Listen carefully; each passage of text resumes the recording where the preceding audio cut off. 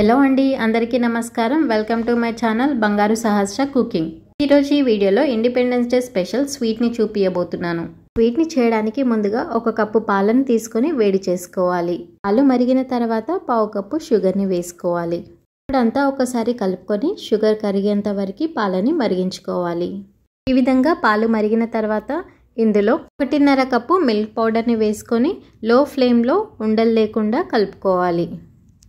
ఈ విధంగా milk powder పాలలో కలిసిన తర్వాత 5 నుంచి 6 నిమిషాలు లో ఫ్లేమ్లో కంటిన్యూస్గా కలుపుతూ ఉండాలి, లేదంటే అడుగున మాడిపోతుంది. ఈ విధంగా కొంచెం థిక్గా అయిన తర్వాత ఇందులో ఇప్పుడు 1 స్పూన్ నెయ్యిని వేసుకొని కలుపుకోండి. ఈ ప్రాసెస్ మొత్తాన్ని లో ఫ్లేమ్లో పెట్టి చేసుకోవాలి. స్వీట్ని చేయడం చాలా సింపుల్ అండి. పాలు, పంచదార, మిల్క్ పౌడర్ ఉంటే 10 నిమిషాల్లో ఈ స్వీట్ని చేయొచ్చు. ఈరోజు ఈ స్వీట్ని నేను మా పాప కోసం చేస్తున్నానండి. తనకి వాళ్ళ స్కూల్లో ఇండిపెండెన్స్ డేకి ట్రై కలర్ ఫుడ్ ఏదైనా తీసుకొని రమ్మని యాక్టివిటీ ఉంటుందండి. దానికోసం నేను పిల్లలకి ఇష్టమైన స్వీట్ని చేస్తున్నాను. ఈ విధంగా ప్యాన్కి అతుక్కోకుండా సపరేట్ అవుతున్నప్పుడు స్టవ్ ఆఫ్ చేసుకొని చల్లార్చుకోండి. స్వీట్ పూర్తిగా చల్లారక ముందుకే ఒక ప్లేట్కి నెయ్యి అప్లై చేసుకొని ప్లేట్లోకి తీసుకోండి. కొంచెం గోరువెచ్చగా ఉన్నప్పుడే చేతులకి నెయ్యి అప్లై చేసుకొని ఈ విధంగా కలుపుకోవాలి. చల్లారినాక ఈ విధంగా కలుపుకుంటే స్వీట్ అనేది స్మూత్గా రాకుండా పగిలినట్టుగా క్రాక్స్ వస్తాయి. ఈ విధంగా అంతా చక్కగా కలుపుకున్న తర్వాత ఇప్పుడు 3 ఈక్వల్ పార్ట్స్గా డివైడ్ చేసుకుంటున్నాను. ఈ స్వీట్ని మనం ఇండిపెండెన్స్ డే స్పెషల్గా చేస్తున్నాం కాబట్టి ఫ్లాగ్ కలర్స్ కోసం గ్రీన్ కలర్ని వేసుకొని మిక్స్ చేసుకుంటున్నాను.